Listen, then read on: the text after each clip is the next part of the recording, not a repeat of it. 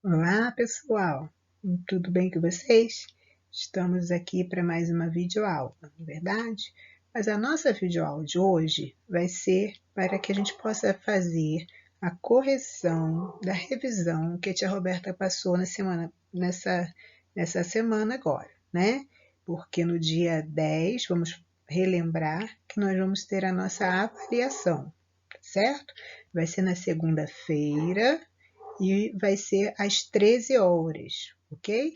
Antes da nossa aula online, tá bom?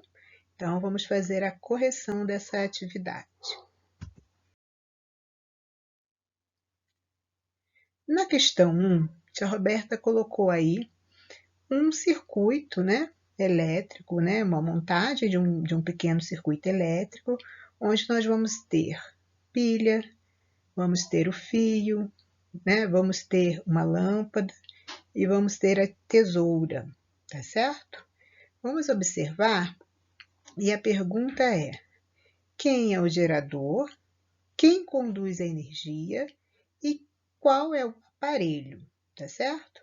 Claro que para cada circuito nós temos diferentes, né? Porque nesse caso aí o gerador de energia são as pilhas que vão gerar então essa energia aí.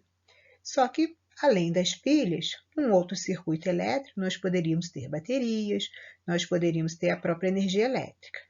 Quem conduz a energia são sempre os fios, tá certo? E o aparelho, neste caso aí, é a lâmpada, mas poderia ser um outro circuito com outro material qualquer, né? Funcionando, um liquidificador, né? Um celular, né? O aparelho, na verdade, é sempre aquilo que vai estar funcionando, ok? Nessa segunda questão, vamos observar as imagens, né? Nós temos aí a primeira imagem com um monitor, né, de um computador ligado, e numa segunda imagem ele estaria desligado, tá certo? Essa é a observação. E a pergunta é: em qual das imagens acima não está ocorrendo então a passagem de uma corrente elétrica? E justifique. Bom, para que ocorra, sempre que ocorre, né, a passagem dessa corrente elétrica, significa que o aparelho vai estar funcionando. Nesse caso, então, a primeira questão aí estaria funcionando, né? Que ele está ligado, a gente observa ele ligado. Então, a resposta seria: não está passando energia elétrica na segunda imagem, pois nós podemos ver o computador desligado, ok? Na letra B, pergunta que, nesse caso, no caso da letra A, né, da pergunta da letra A, o circuito então vai estar aberto ou vai estar fechado? Em relação, então, à segunda imagem, quer dizer que com o monitor desligado, ok? O circuito, então, vai estar aberto. Por quê? Quando um aparelho não funciona, indica que não está acontecendo a passagem de corrente elétrica. Quando não está acontecendo, é porque esse circuito ele está aberto, não tem conexão, né? À medida que a gente fecha esse circuito, vai existir então uma conexão entre os fios e vai passar a corrente elétrica, ok? Então, nesse caso aí, o aparelho, né, não estando funcionando, nós temos então um circuito aberto. Na primeira imagem, nós teríamos um circuito fechado. Na questão 3, pergunta-se sobre o que está aí do lado, né, em relação à temperatura. Lembrando que a energia térmica, então, está sempre relacionado à energia de um corpo, ok? E nós podemos medir de várias formas, inclusive através de um termômetro. Então, a pergunta é: explique o que está acontecendo em relação a essas temperaturas aí ao lado.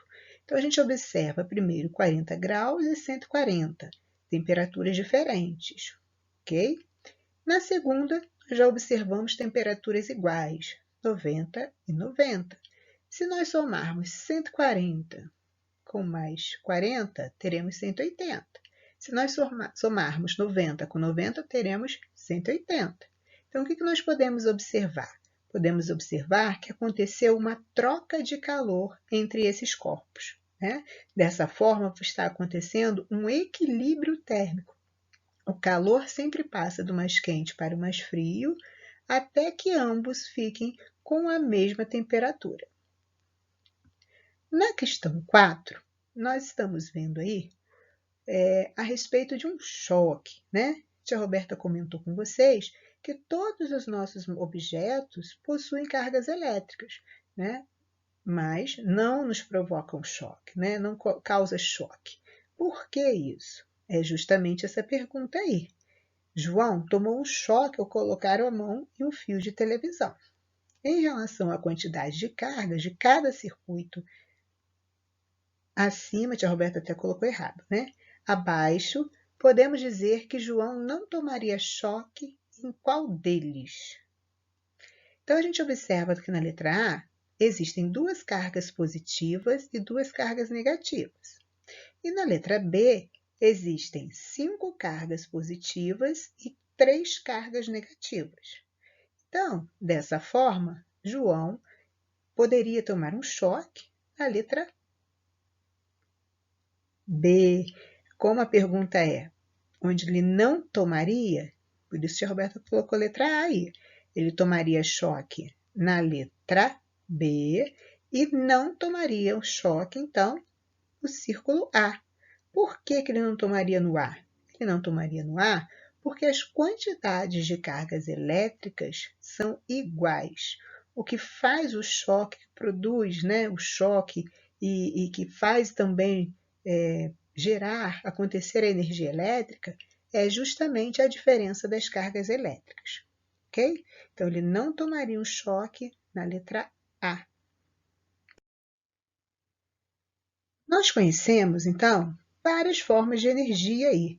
Nós vimos a luminosa, térmica, elétrica, sonora, a química e a cinética. E a tia Roberta pediu um exemplo de uma térmica e uma luminosa, ok? A energia térmica, então, como ela está relacionada à temperatura dos corpos, né, nós teríamos, então, uma fogueira, o derretimento de um gelo, né, o próprio sol, o calor do sol, entre outros. Na luminosa, nós teríamos a energia da luz presente na lâmpada e na luz do sol. Tá certo?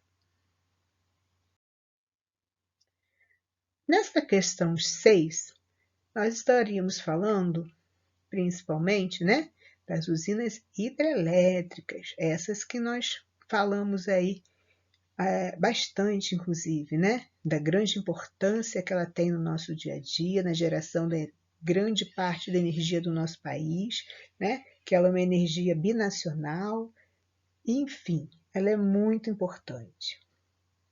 Agora, que tipo de transformação ocorre em uma usina hidrelétrica quando as turbinas giram para formar a energia elétrica? À medida que a turbina está girando, significa que está ocorrendo uma energia cinética. Então, ao girar as turbinas, com a força da água, está ocorrendo a passagem da energia cinética para a energia elétrica, ok? Apesar de não poluir o ar, a construção desse tipo de energia pode gerar grandes impactos. Então, nós vimos que ela é bem positiva, porém ela gera algum impacto, né, em sua construção, principalmente. Que impacto é esse? O maior problema dessas construções é devido ao grande desmatamento para se formar uma represa, certo? Dessa forma, também os animais precisam ser retirados do seu ambiente, né? E até mesmo a população, caso exista. Usinas termoelétricas possuem um esquema parecido com o da usina citada acima. Então, qual é a diferença marcante entre as usinas termoelétricas e as hidrelétricas que está sendo falado o texto, né? Aí em cima aí. A diferença marcante é a fonte, certo, pessoal? Aquilo que é usado para fazer com que ela funcione. Então, nas usinas hidrelétricas, ela funciona a partir da água, e nas termoelétricas a partir do calor, que seriam a queima dos materiais. Então, a principal diferença seria essa fonte aí. Claro que existem outras também, como a questão da poluição, né, que a hidrelétrica não polui o ar nem a água, a termoelétrica polui, a hidrelétrica usa materiais renováveis, que a termoelétrica usa materiais não renováveis. Também existem essas outras diferenças, mas a diferença mais marcante seria a fonte na qual é usado aí, né, para fazer gerar energia. Para completar esse quadro, nós vamos observar hidrelétrica e as usinas térmicas também, que seriam as termoelétricas, ok? Então, no caso da hidrelétrica, a fonte é a água, uma vantagem não polui o ar e nem a água, e a desvantagem dela nós já vimos que é grande área desmatada, desvio, né, de rios e retirada dos animais. No caso das termoelétricas, a fonte é o calor, necessita de uma pequena área, poluem, na desvantagem, né? Poluem o ar e usa material não renovável em sua queima, ok? Número 8 é uma respostinha mais pessoal, né? Estamos falando muito sobre a importância de sermos consumidores mais conscientes. Qual a importância dessa consciência para o nosso meio ambiente? Essa, apesar de ser uma resposta pessoal, nós devemos sempre levar em conta a retirada dos recursos que nós temos aí na natureza, além da poluição que nós estamos fazendo, a queima de combustíveis, a queima de florestas, né? Todo o desmatamento, enfim, leva-se em conta muita coisa. Mas é uma resposta pessoal, tudo bem? Bom, gente, então até a nossa próxima videoaula, ok? Não esqueçam, então, estudem. Podem rever os vídeos, né, para estudar também. Pode rever tudo que a tia Roberta passou, tá bom? Um grande beijo e até a nossa próxima videoaula.